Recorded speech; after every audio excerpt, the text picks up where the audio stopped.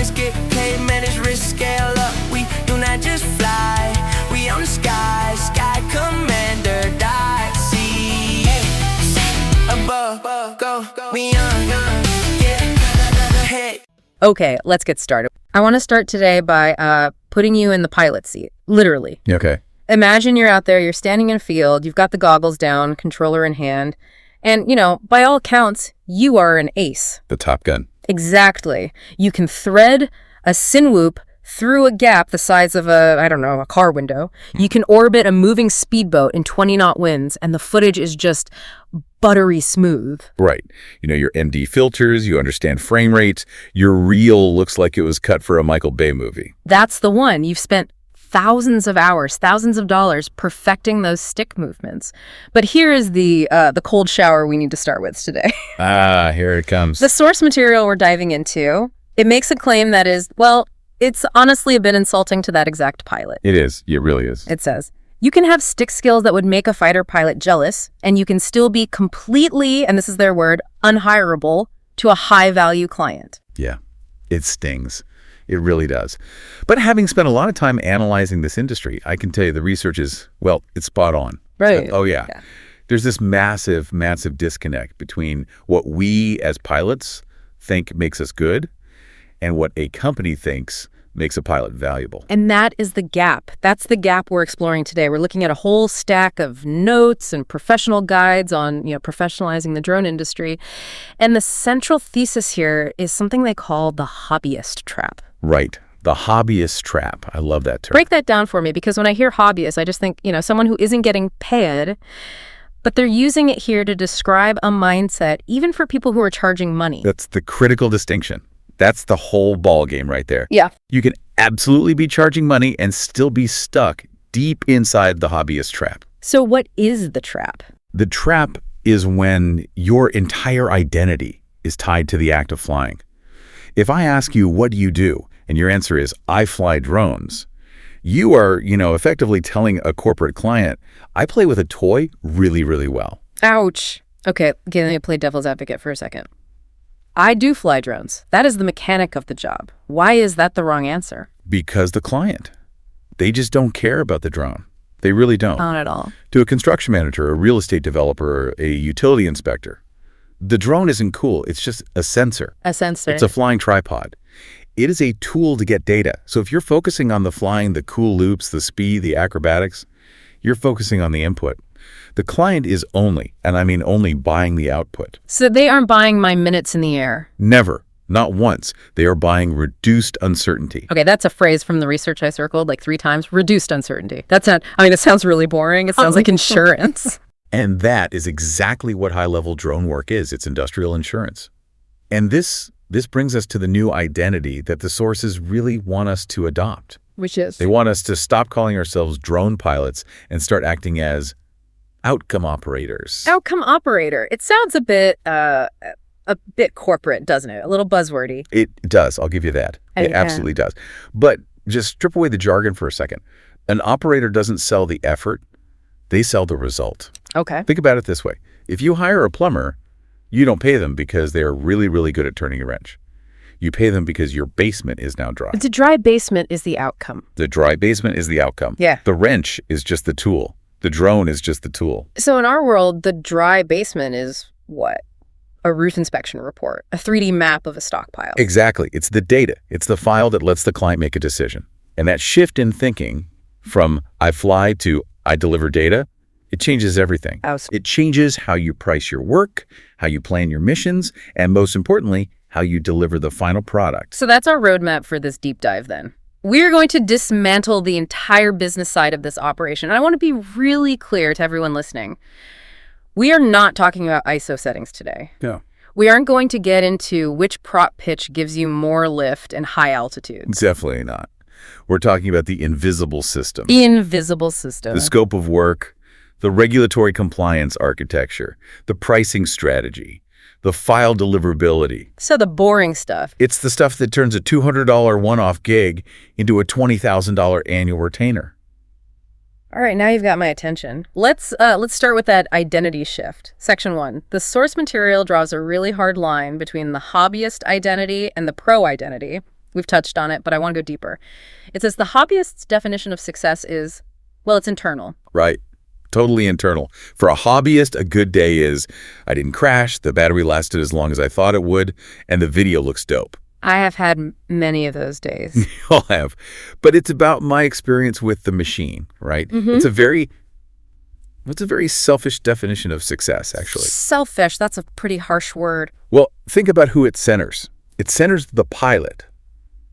The pro's definition of success is completely external. It's about the client. Okay.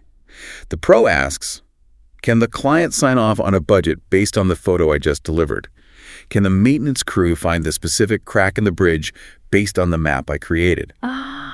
So if the flight was terrible, if it was windy, cold, you were miserable, but the data you collected is perfect and usable, the pro had a successful mission. It completely removes the ego from the sticks. 100%. And it forces you to understand what you're actually selling, which the research breaks this down beautifully into 4 commodities of trust. These are the psychological things the client is actually purchasing from you. Let's run through these, because I think this explains why so many incredibly talented pilots fail to get rehired. The first one is clarity. Clarity is the translation layer. It's huge. Usually a client calls you up and says something really vague like, hey, I need some drone shots of my construction site. Right. And you just say, okay. And if you just say, okay, and go fly, you're a hobbyist. You're guessing. Because you don't actually know what they need the shots for. Exactly. You're just guessing. Selling clarity means you pause and you ask questions. What are you trying to see? Are you tracking overall progress against a timeline? Are you looking for safety violations? Are you trying to sell the building to investors and need marketing material? So you translate their vague desire into a specific mission profile. You understand their problem better than they do. That's when they see you as a partner, not just a service provider. That is powerful. You're not just an order taker anymore. You're a consultant. Okay. The second commodity is predictability. And the notes say something here that just goes against every creative bone in my body. It says, boring is beautiful. It hurts, doesn't it? Yeah. It does. I mean, we get into this for the excitement, for the dynamic shots. Of course. But you have to put yourself in the shoes of a project manager who's building a skyscraper. They manage chaos all day long. They have supply chain delays, budget overruns, weather issues, union problems. They do not want their drone pilot to be another source of excitement. The last thing they want is excitement for you. Yeah. They want the Toyota Camry of deliverables. The Toyota Camry, I like that. They want the exact same photo from the exact same GPS coordinate at the exact same altitude, delivered at the exact same time every single week. If you get creative and you change the angle because the sunset looked pretty, you've actually ruined their data set. Because now they can't compare it apples to apples with last week's photo. You've broken the predictability. So in this world, excitement is actually a bug, not a feature. A bug, not a feature. I'm writing that down. In commercial work, excitement usually implies risk. And that leads us right into the third commodity, safety. Now, this seems obvious. Everyone says they fly safely. I don't crash. But the source material implies that safety means something very different to a corporate client. It's way beyond just physical safety. Yeah. Yes, physical safety is the absolute baseline. Don't hit people, don't hit property. We get that. Right. But the client is terrified of social liability. Reputation safety. What do you mean by that? They're terrified that you'll fly over the CEO's new Mercedes in the parking lot.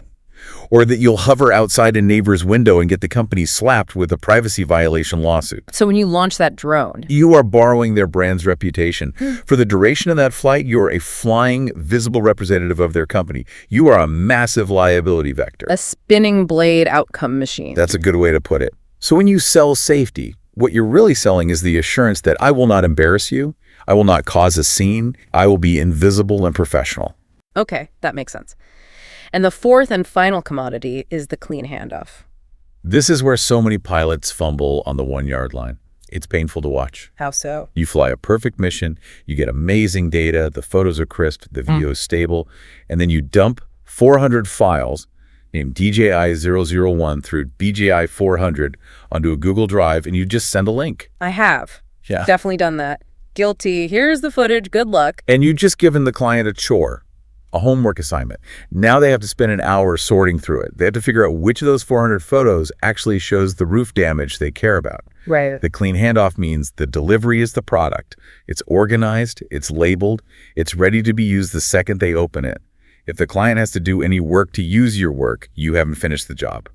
This all seems to wrap up into this visual model in the notes called the trust triangle. I'm looking at the diagram here. It's an equilateral triangle, and the corners are safety, compliance, and utility. Yeah, it's a stability model. It's a great way to think about it. Imagine your business is a stool with 3 legs. Okay. The first leg is safety. Nobody gets hurt, nothing gets damaged. The second is compliance. You follow the law, FAA Part 107 in the U.S., or the Transport Canada rules up north. You didn't break any rules to get the shot. And the third is utility. The data is actually useful. The photos are in focus, the map is accurate, the client can make their decision. And the argument is that you need all 3 to survive. You can't just be good at 1 or 2. If you lose one leg, the whole stool falls over. Think it through. Go on. You can be perfectly safe and perfectly compliant. You followed every single rule. But if the photos are blurry and out of focus, you have low utility, you're fired. Okay, makes sense. Or you can have amazing utility Hollywood level photos. And you were safe, nobody got hurt. But you broke the law to get them? You flew over people without a waiver. You're a compliance bomb. You're a compliance time bomb waiting to go off. One audit, one angry neighbor complaint, and the client drops you like a hot rock because you're too risky to have on their site. And obviously, if you aren't safe, you're just dangerous and you're out of business anyway. Exactly. The true outcome operator lives in the center of that triangle, balancing all 3 legs perfectly. This feels like a really good segue into section 2. We're talking about being a pro, and maybe the biggest enemy of the professional is this thing called scope creep. Oh, the silent killer of profitability. It really is. The source material calls it the invisible profit lever. But, before we even get to the profit side, let's talk about the pain. Walk me through the just one more thing trap, because we've all been there. We have.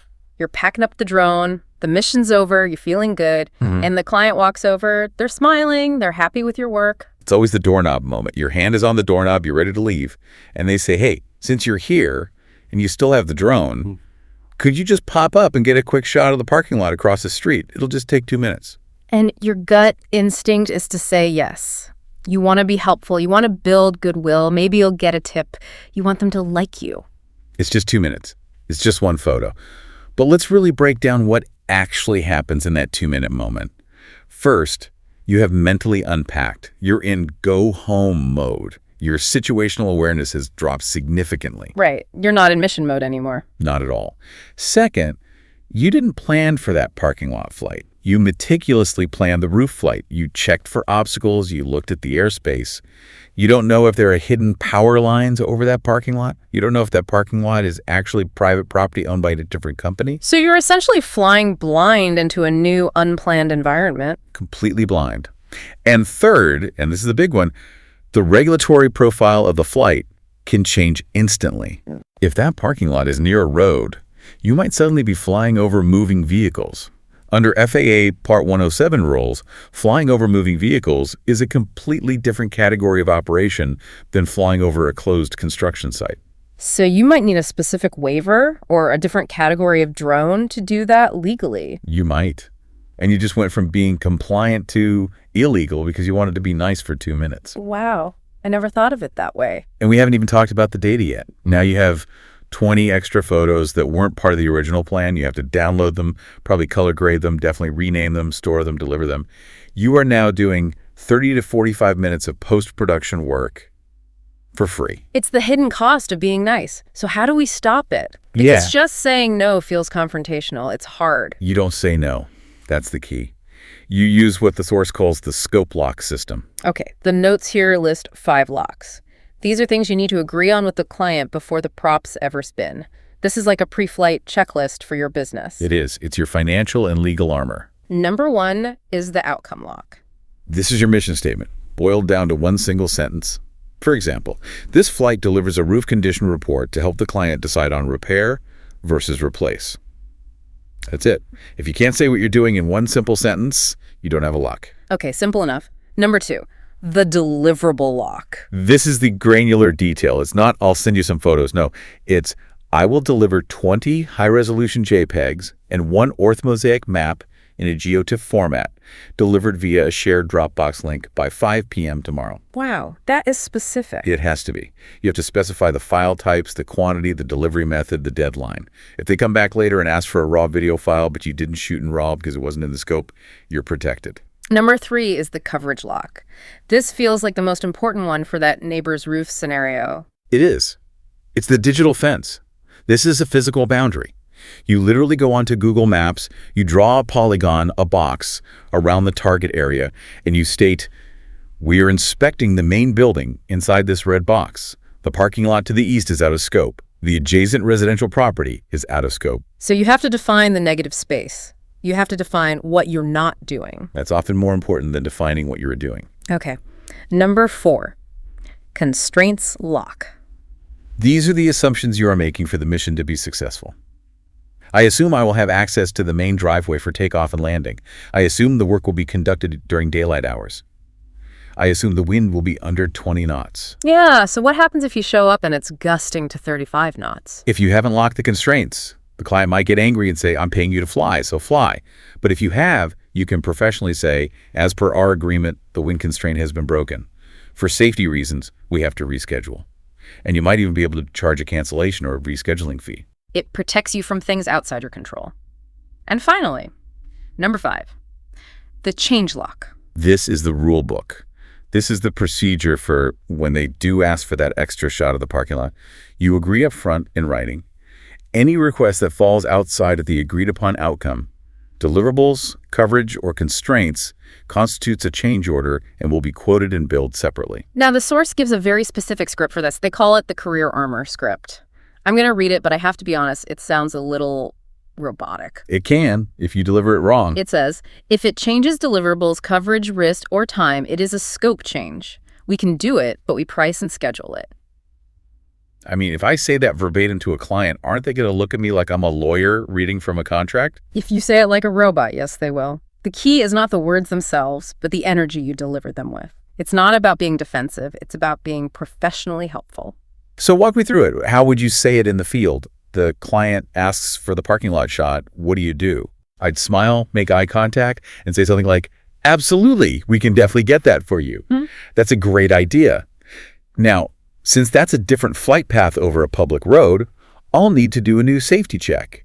And it's going to add about an hour of processing and labeling time on the back end. So that would be a scope change. It'll probably be an extra, say, $250. Do you want me to add that to the invoice and get it done for you right now? Ah, I see what you did there. You started with yes. You said absolutely. Always start with yes.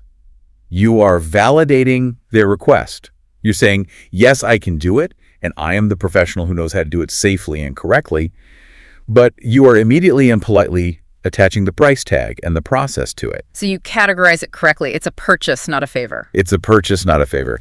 And what you'll find is that 9 times out of 10, the client will say, "Oh, you know what? Never mind. We don't need it that badly." So the price tag itself acts as a filter for what they actually value versus what was just a whim. Precisely. And hey, if they say, yes, do it, then great. Right. You just made an extra $250 for about 10 more minutes of flying. That's a huge win. That reframes the entire interaction.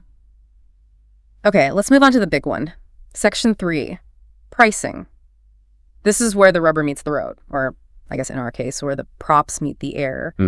The source material is very, very aggressive about this. The headline is, hourly pricing destroys your profit margins. It does. It absolutely kills your business, and it's the biggest trap new pilots fall into. Okay, play the devil's advocate with me again. Let's say I charge $150 an hour. I'm on site for 2 hours. I made $300.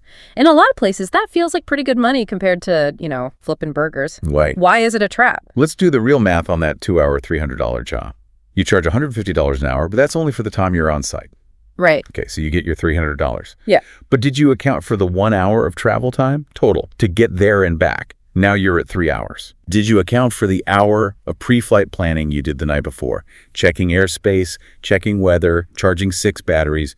Now you're at 4 hours. I see where this is going. And did you account for the 2 hours back at your office of data offloading, sorting through the files, doing minor color correction, and uploading them to the client? Now you're at a total of 6 hours of actual work for that $300 check. So my good rate of $150 an hour just became $50 an hour. $50 an hour. And we haven't even paid for the $1,000 drone, the annual insurance premium, the software subscriptions for editing, or set aside money for taxes yet. You might actually be making less than minimum wage when all is said and done. That is a sobering calculation. And here's the real kicker. Here's why it's a trap. As you get better at your job, as you buy a faster drone with a better camera, and you become a more skilled, efficient pilot, you might be able to finish that same job in 1 hour on site instead of 2. So under an hourly model, I get paid less for being better at my job. Exactly. You are punished for efficiency. A professional charges for the outcome, for the value they provide, not for the time it takes to tick the clock. So if we're not using an hourly rate, how do we construct a proper quote? The guide suggests a model called the 4 layers of price. Yeah, think of it like building a layer cake. You have to account for all the ingredients. Let's slice into it. Layer A is hard costs. This is the simple stuff, the baseline. Batteries wear out after a certain number of cycles, so you have to factor in battery replacement cost, gas for your car to get to the site, your annual insurance premium divided by the number of jobs you expect to do. These are the non-negotiable costs of doing business. Okay, layer B is complexity. Right. Not all flights are created equal.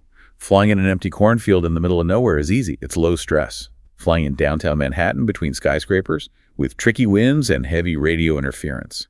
That requires visual observers, sophisticated radio communication, and intense draining focus. You have to charge a premium for that difficulty and stress. That makes sense. Then we have layer C, risk management. This is the big one that almost everyone forgets to charge for.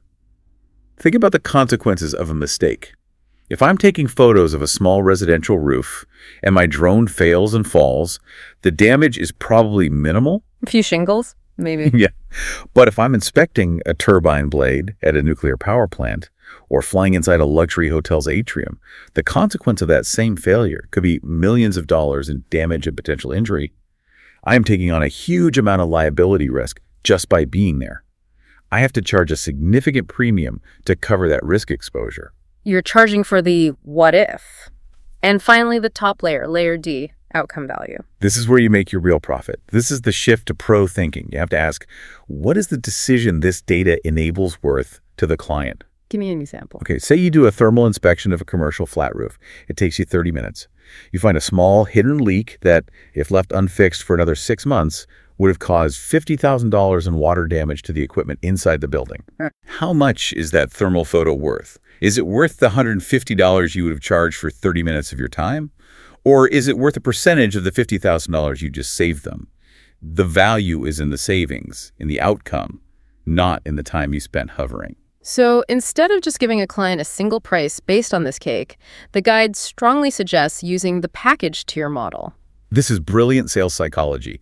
You never, ever want to give a client just one price. That's a yes or no question. And people find it easy to say no. Exactly. When you give them 3 options, a good, better, best model, the question is no longer, should I hire this person? It becomes, which of these options is the right fit for me? They are already making a buying decision. Okay, let's break down the tiers from the source. Tier 1 is called evidence. This is your basic entry-level package. It's the bare minimum. You get the raw JPEGs, maybe the unedited video files, no organization, no report, no analysis. It's here is what the camera saw. It should be your cheapest option. It's fast, but puts all the work of analysis back on the client. Then you move up to tier 2, decision ready. Now we're talking value. This is where you start acting like an operator. Yeah. In this tier, you promise, I will organize all the files into logical folders. I will rename every file with a descriptive name. I will stitch the photos into a map. I will circle the areas of concern in red on the key photos. So you're not just selling photos, you're selling them time savings and clarity. Exactly. You're selling a product that someone can act on immediately without any extra work. And the top tier, the premium option, is tier 3, Defensible. This is the premium corporate product. This is for the clients who care about liability and risk. Here you say, I will give you everything in the decision-ready package, PLOS of full compliance and documentation package. What's in that? You get a PDF report with my flight logs, the official weather reports from the time of flight, a copy of my insurance certificate, my pilot certificate, and the airspace authorization for the mission. You are telling them, if you get sued or audited in 2 years over this project, this data package I'm giving you will stand up in court. That word defensible, Just using that word alone probably adds 30% to the price tag. Easily. Because big companies, risk-averse companies, they aren't just buying photos. They are buying risk mitigation. They are buying peace of mind. And that is worth a lot of money. Okay, let's get into the heavy stuff. Section 4, the regulatory reality. We need to talk about the rules, and the source material focuses on the USA and Canada. The critique we often hear is that this stuff is just dry, it's boring, it's bureaucracy. But the source has a great line. Compliance is a feature you sell. It is. It's one of your most valuable features. The hobbyist hides from the rules. The pro waves the rule book like a flag of competence. Let's start with the USA. The baseline for any commercial work is getting your Part 107 certificate from the FAA. Right. And it's not just a card you buy. Part 107 is a remote pilot certificate. You have to pass a 60-question, multiple-choice aeronautical knowledge test at an official testing center. And it covers real aviation topics, right? Oh, yeah. You have to be able to read sectional charts. You need to understand airspace classes. Class B is the big airports like JFK. Class G is uncontrolled airspace out in the country. You need to know basic weather theory, how to read a METAR report. It's a real knowledge base. And the big buzzword in the U.S. right now, the thing that's really changing the game, is remote ID. Mm-hmm. So what is that exactly? And don't just say it's a digital license plate. How does it actually work on a technical level? Okay, so technically speaking, remote ID is a system where your drone broadcasts a low-power signal, usually using its existing Wi-Fi or Bluetooth radios, that contains a specific packet of information. And what's in that packet? It's broadcasting the drone's unique serial number, its current position and altitude, its velocity, and this is the one that surprises people, the location of the control station, the location of the pilot. Wait, it's broadcasting where I'm standing on the ground? Yes, the location of the controller. The whole idea is accountability, so that security forces, law enforcement, or the FAA can use a specialized app on a phone to see who is flying that drone that's getting a little too close to the stadium of the airport. And there are two ways for a pilot to be compliant with this, right? Correct. Most modern drones you buy today, like the newer DJI models, have what's called standard remote ID built right into the hardware. You register it, you turn it on, it works automatically, it's seamless. But what if I have an older drone or a custom-built FPV quad? Then you need what's called a broadcast module. It's a little self-contained brick about the size of a matchbox that you Velcro to your drone. It has its own battery, its own GPS, and its own radio, and its sole purpose is to broadcast that remote ID signal. So compliance in the modern era isn't just don't crash, it's is your signal broadcasting correctly and is it registered to you? Exactly. And in the U.S., we also have the LAANC system, that's LAANC, the Low Altitude Authorization and Notification Capability. This is the app-based system for getting airspace permission. It's a game changer. It's a system that connects drone pilots through third-party apps like Aloft or AirMap directly to the FAA's air traffic control system. So if I want to do a job that's, say, 2 miles from an airport, I don't have to spend weeks filing paperwork or calling the control tower. In most cases, no. You open the app, you draw your flight area on the map, the grid tells you you are authorized up to 200 feet in this zone, you hit submit, and you get an automatic text message authorizing you, sometimes in seconds. It's amazing. But what if you need to do something more complex? Go higher, or fly at night without lights, or fly beyond visual line of sight BVLOS? Then you need a formal waiver from the FAA. That's a much more involved application where you have to prove you have a plan to mitigate the extra risk of that operation. Okay, now let's shift our focus north to Canada. Transport Canada does things quite differently with their Part IX regulations. Very differently. The entire philosophy is different. In Canada, they divide all drone operations into two main categories, basic and advanced. And what's the core difference between them? It all comes down to proximity to people. Basic operations are for lower risk flights. They must be in uncontrolled airspace. And this is the key. You have to stay more than 30 meters, which is about 100 feet, horizontally away from any bystanders. If you want to get closer or fly in a city. If you want to fly over people or within that 30-meter bubble or in controlled airspace near an airport, you need to have the advanced pilot certificate. And getting that is a lot harder, I understand. Much harder. The written exam is more difficult, and there is a mandatory in-person flight review. You actually have to go out with a certified examiner and demonstrate your flying skills and your emergency procedures, kind of like a driving test. That is a huge difference from the U.S., where there is no practical flight test for the Part 107. It's a massive difference. And there's another Canadian concept, safety assurance for the drone itself. What does that mean? In the US, for the most part, you can fly almost any drone commercially as long as it's registered. In Canada, if you want to fly advanced operations, the drone's manufacturer must have submitted a declaration to Transport Canada that that specific drone model is safe and reliable for those types of flights. You can't just build a drone in your garage and go fly it over people in downtown Toronto. It has to be on an approved list. And if you want to do something really outside the box, like fly a very heavy drone over a concert, you need an SFOC. A Special Flight Operations Certificate. Yes, that's the Canadian equivalent of a complex waiver for the highest risk operations. But the notes mention a new development that's really interesting, Level 1 complex. Yes. This is a really positive step forward. It sounds like a video game level. It kind of does. But what it is a new, streamlined regulatory path for low-risk, beyond visual line of sight operations.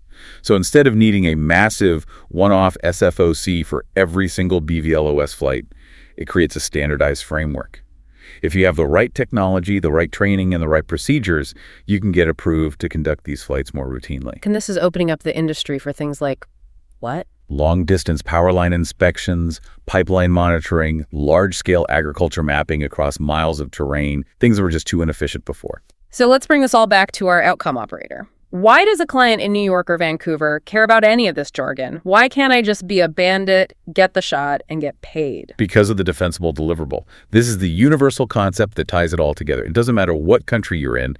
The question is, can your file set, the entire package you deliver, survive an audit or a legal challenge? And the source material lists the 3 proofs you need for that. First is proof of permission. Did you have the LANC authorization for that flight near the airport? Do you have the SFOC for that special event? You need to save the screenshot, save the email, document that you were allowed to be there. Second, proof of qualification. Is your pilot license actually valid and current? In the US, you have to take a recurrent online training course every 24 months. In Canada, you have recency requirements. You have to have flown in the last few years. If your certificate lapsed yesterday and you flew a job today, that entire flight was illegal, and your insurance is probably void. That's a scary thought. And third, proof of identity. Is the drone itself properly registered with the government? Is the remote ID serial number in the US correctly matched to your pilot account? Basic stuff, but it's the first thing an investigator will check. And the recommendation here is to use specialized software to track all of this, not just a paper notebook. Please, for the love of all that is holy, stink using a spiral notebook or an Excel spreadsheet for your flight logs. Why? What's the advantage of software? Use a service like AirData, Drone Logbook, or Aloft. They automatically sync with your drone's flight controller. They pull the telemetry data, the exact GPS path, the max altitude, the battery voltage at landing, the exact time the motor is armed and disarmed. So if a client ever questions your work? If a client says, hey, you were only on site for 20 minutes, not the hour you billed for, you can pull up the AirData log and say, actually, the motor's armed at 10 a.m. and disarmed at 10:58 a.m. Here is the satellite map of the 15 distinct flight paths I flew. It ends the argument immediately. You're not just logging for compliance, it's revenue protection. It is. Documentation isn't bureaucracy. It is professional armor. Okay, let's move to Section 5. We have navigated the regulatory gauntlet. We've flown the perfect, safe, compliant mission. Now we have to actually deliver the goods. And you call this the expensive deliverable. It's all about the first impression. This is pure psychology. When the client double-clicks that folder you sent them, what do they feel? Do they feel a wave of confusion and anxiety? Oh God, where is the photo I need? Or do they feel a sense of relief? Ah, there it is. And the source material basically goes to war against bad file naming. DJI00047 JPG is the ultimate enemy. It is the ultimate professional sin. It really is. Imagine a project manager working on 10 different construction sites. 3 months from now, they need to find a photo of roof damage at Site B. They go to their computer search bar and type roof damage Site B. If your file is named DJI00047, it will never, ever show up in that search. You've created dark data. The data exists, but it's completely unfindable. It's useless. So what is the professional standard? What should a file name look like? The source recommends starting with the date in the International Standards format. YYYMMDD. So 2026 year 210. And why that format specifically? Because computers sort that format perfectly chronologically. If you name it Feb 10 2026, the computer sorts it alphabetically under F. If you use the American 10/02 2026, it gets mixed up. This standard format always works. So what does the full ideal file name look like? It should read like a sentence, something like 2026 Aero 2 10-0 site Aroof North Face Crack 01.jpg. Let me break that down. Date, project, asset, view, finding, and an image number. Exactly. I know exactly what that photo is without even needing to open the thumbnail. It's self-documenting. And the notes also mention using standardized tag codes. Yes. Be consistent with your language. Always use the word north, not N on some days, and northern side on others. If you are ruthlessly consistent, the client can use their computer search tools to filter thousands of your images instantly. Let's talk about folder structure. The notes call this the start here principle. It's about creating a clear visual hierarchy. The top-level folder should always be the project name and date. Inside that, you should have a clean structure. Maybe one folder called 01 deliverables JPEGs, another called 02 deliverables maps. And you're using numbers at the front to control the sort order. Always. And the most important file you should always include is one called 00readme.txt or 01 executive-summary.pdf. What's in that README file? It's just a simple text file or a one-page PDF. It says project, Site A inspection. Flight conducted on Feb 10th, 2026. All mission objectives were met. This delivery contains 34 annotated photos and one orthomosaic map. Note: high winds prevented safe access to the south-facing antenna array, which will be inspected on the next visit. So you're setting expectations and explaining the delivery before they even look at a single photo. You're controlling the narrative. You're being a true operator. The ultimate test for all of this is what the source calls the forward test. I absolutely love this concept. It's the gold standard. It's the only metric that matters for a deliverable. You have to ask yourself this one question. Can my client forward the email containing my deliverable to their boss right now without typing a single word of explanation? That is a very high bar. Usually they have to write a whole paragraph. Hey boss, see attached drone photos from Bob? They're a bit messy, but if you look at DJI-0288, you can kind of see the crack he's talking about. If they have to write that, you have failed the handoff. You failed. You want them to be able to just hit forward and type FYI, roof report attached. That's it. Because you are making your client look organized and competent to their boss. And if you make your client look like a rock star, they will fight to keep you on the payroll forever. The notes also mention something called proof packs, a hidden defensibility layer. Yeah, this goes back to our Tier 3 defensible pricing. In your delivery folder, you can create a subfolder called Z Compliance Docs or Proof Pack. The Z puts it at the bottom of the list alphabetically. Exactly. And inside there, you quietly drop in the PDF of your air data flight log, the official weather report you downloaded, and the screenshot of your airspace authorization. You might not even mention it to the client, but if they ever go digging, or their legal team does, seeing it there builds an immense amount of unspoken trust. It says, this operator is a true professional who hides nothing. All right, let's bring it home. Section 6. We have delivered the perfect forwardable package. Now, how do we leverage this one single job into a career? How do we build retainers? They call this the retainer ladder. This is how you get off the gig economy hamster wheel. You stop being a hunter, searching for a new meal every single day, and you start being a farmer, cultivating a reliable harvest. And it all starts with the referral engine. The source says referrals aren't luck, they are engineered. We absolutely are. Clients refer you for two simple reasons. One, they trust you won't embarrass them. That's the safety and compliance piece we talked about. And two, you make them look good. You make them look organized and on top of their game to their peers and their superiors. That's the clean handoff. So how do we actively pitch the retainer? The notes talk about the cadence pitch. Okay, so you've just delivered your first fantastic construction progress update. Instead of just saying, thanks for the work, call me if you need me again, which was what a hobbyist does. Right. You act like a consultant. You say, hey, looking at the overall construction schedule, I can see that the concrete pours and steel framing are going to happen really fast over the next month. What if we switched to a predictable weekly cadence? Every Tuesday at 10 a.m., I'll be on site. I can give you a trend report that shows exactly how much progress was made each week, which will save you time having to verify the contractor's invoices. Whoa. You're not just selling more drone flights, you've reframed it. You're selling invoice verification and schedule adherence. You're solving a different, more expensive problem for them. You're solving a business problem, not a photography problem. You are moving up the retainer ladder. Let's define the rungs. Level 1 is monitoring. That's the basic retainer. I will provide weekly photos so you can see what is happening. It's valuable, but it's simple. Level 2 is decision support. This is more advanced. By comparing this week's data to last week's, I can tell you if the project is on schedule or falling behind. You're providing analysis now, not just data. And the top rung, level 3, is defensibility. This is the ultimate corporate retainer. Over the course of this 2-year project, I am building a complete, week-by-week, legally defensible, permanent visual record of construction. If there is ever a dispute with a contractor or an insurance claim, this archive will be your single source of truth.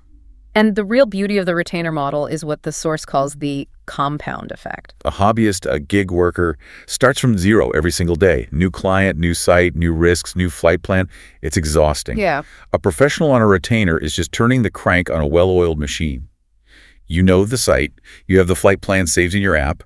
You know the security guard's name. You become incredibly efficient. Your time cost per mission goes way down, which means your profit margin goes way up. You're building a system, an asset. You're building a trust machine. So let's bring this all home. Let's summarize the journey. We started with the pilot, the stick ace, focused on the hardware, the fancy maneuvers, the cool factor. And we've arrived at the outcome operator, someone who is focused on scope, on rules, on risk, and on deliverables. The pilot thinks, man, I hope the video from that flight is cool.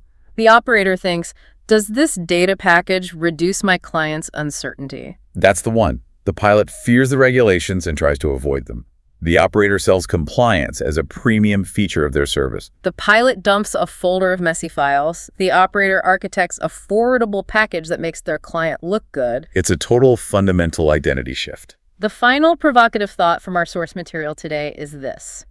You are not building a drone business. You are building a trust machine. The drone is just the hardware. Certainty is the product. That's it, right there. In a world of chaos, and construction and business is chaos, people will pay an enormous premium for certainty. So here is the challenge for you, for our listener. The call to action from the sources. Before your next flight, and I don't care if it's a paid gig or just practice in the backyard, take 30 seconds and write down your one-sentence outcome. If you cannot define the decision you are supporting in one single clear sentence, you are not ready to launch. Give me an example. What's a bad one versus a good one? Okay, bad sentence. I'm going to fly around and get some cool video of the house. Okay. Good sentence. I am capturing 4K orbital video of this property to showcase the premium ocean view for its upcoming Zillow listing. Bad sentence. Gonna go check out the roof. Good sentence. I am capturing high-resolution thermal imagery of the roof surface to identify potential moisture entrapment under the membrane for the insurance adjuster. You can feel the difference. One is an activity. The other is a valuable outcome. Here's the whole game. It sounds so simple, but it really does change everything. That's a wrap on today's mission, Commander. See above, go beyond, get ahead. For more training, tools, and intel, head to skycommander.ca. If you learned something new, share it, subscribe, and leave us a 5-star debrief.